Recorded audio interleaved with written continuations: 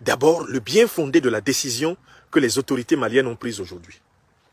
Et à ce moment, nous pouvons répondre à la question principale de cette conversation de jardin que je vous propose. Je n'ai pas oublié la question. Je voulais... Bienvenue une fois de plus sur notre chaîne d'information en temps réel Africa News. Nous vous remercions d'être de plus en plus nombreux à nous suivre. Si vous êtes nouveau, abonnez-vous aussi et activez la cloche de notification pour ne plus manquer nos prochaines publications. On commence. Je vais vous mettre en condition de comprendre la réponse. Est-ce que la suspension de la MINUSMA, des rotations de la MINUSMA, est-ce que cette suspension annonce la fin de la MINUSMA? Voici mes hypothèses. Première hypothèse. D'abord, ce que j'appelle l'hypothèse principielle. Notez la réponse de principe. En principe, la MINUSMA n'a pas vocation à rester éternellement au Mali, parce que le Mali est un pays souverain et indépendant. Écrivez ça. En principe, la MINUSMA doit prendre fin. Une mission des Nations Unies n'a pas vocation à s'éterniser dans le pays des gens. Le temps des colonies est terminé. Le temps des zones d'influence et des possessions de zones de pays étrangers par des puissances est terminé. Le droit international proclame le principe du droit des peuples à disposer d'eux-mêmes. Donc il faut déjà que dans l'opinion malienne, africaine, internationale, il soit noté ceci. La MINUSMA doit partir. C'est sa vocation. Elle n'est pas une force éternelle. Elle n'est pas une force sempiternelle. Elle n'est pas une force qui a vocation à être aussi continue sur le sol malien que l'est l'État et le peuple malien, qui ont vocation à vivre indéfiniment, l'État et le peuple. Et en se renouvelant par la loi des générations et par la loi de la transmission des responsabilités. Donc, d'un point de vue principiel, la MINUSMA doit nécessairement tendre vers sa fin. La vocation de la MINUSMA, c'est de finir. Écrivez ça. Et si vous êtes fonctionnaire, policier, militaire de la MINUSMA au Mali, marquez dans votre esprit que vous devez partir. Aucune mission des Nations Unies en Afrique ne peut considérer que sa présence sur un sol d'un État africain est un droit éternel, un droit indéfini. Mais au nom de cette réponse principielle, il n'y a pas que la MINUSMA qui doit partir. Toutes les missions des Nations Unies qui aujourd'hui balafrent l'Afrique doivent partir. C'est leur vocation. La MONUSCO doit partir. La MINUSCA doit partir. Toutes les missions des Nations Unies qui sont présentes sur le sol africain ont vocation à partir. Et ce qui se passe au Mali indique que cela doit s'accélérer. L'Afrique est fatiguée d'être l'objet d'occupations militaires déguisées sous couvert d'aide internationale à la lutte contre le terrorisme, qui est précisément introduit en Afrique par les mêmes grandes puissances qui prétendent aider les Africains. Là, c'est ce que j'appelle la réponse principielle. La réponse principielle. Maintenant, on entre dans les faits. Est-ce qu'à court terme, est-ce que ce que le Mali veut, c'est que toute la MINUSMA s'en aille? Non.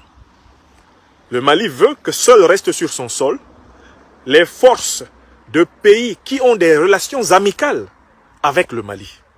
Le Mali est ouvert pour accepter l'aide de pays qui sont amis du Mali, qui ne se comportent pas par des propos, des projets, des actes,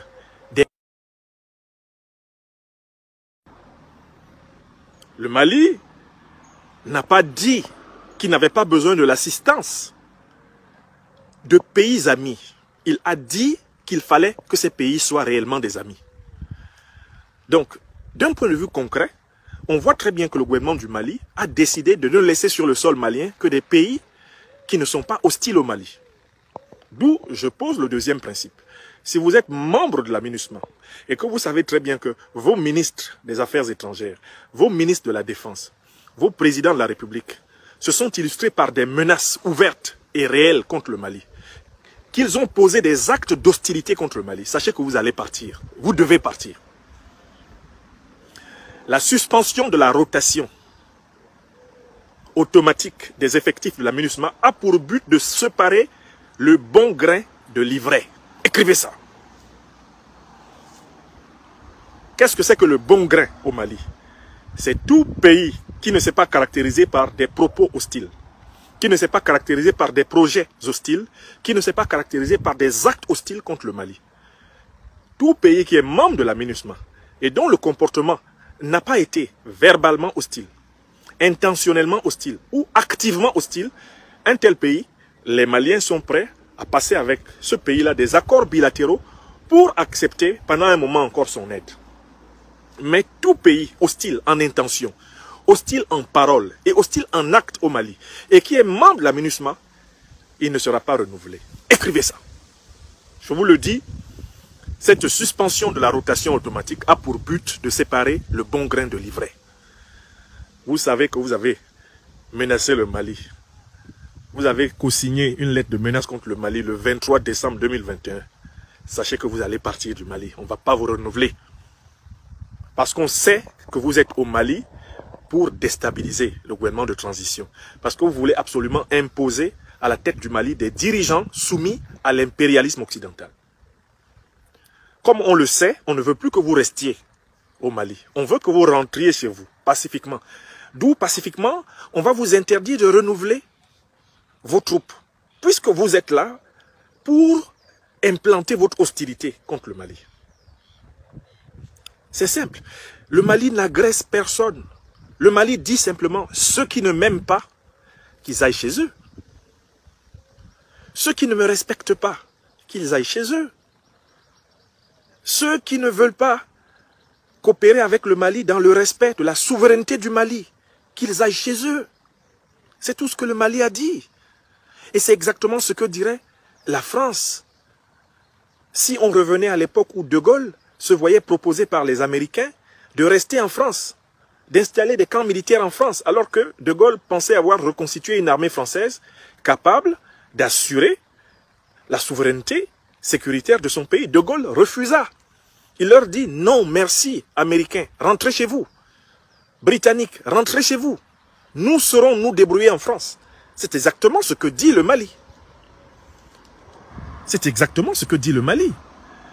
Et les déclarations espagnoles, les déclarations allemandes, les déclarations américaines, les déclarations françaises indiquent très clairement que tout le bloc occidental est hostile à la revendication légitime de souveraineté du peuple malien. Il s'ensuit que pourquoi voulez-vous que le Mali renouvelle la présence d'armées occidentales sur son sol, alors que les armées occidentales présentes sur son sol sont des armées de gouvernement qui ne le respectent pas. Regardez tout ce que l'Espagne a raconté. L'Espagne, parce qu'elle se cache derrière les États-Unis, elle aussi menace. L'Allemagne, parce qu'elle se cache derrière les États-Unis et la France, elle aussi menace. Dans l'absolu, est-ce que l'Allemagne peut menacer le Mali? L'armée allemande, là, est-ce qu'elle a la pugnacité qu'il faudrait pour affronter les Maliens? Si on prend l'armée espagnole, là, on leur dit, vous seuls restez, et puis dominer les Maliens, est-ce que les Espagnols vont tenir une journée? Si on prend l'armée allemande, on lui dit, restez, affronter les Maliens, ils peuvent.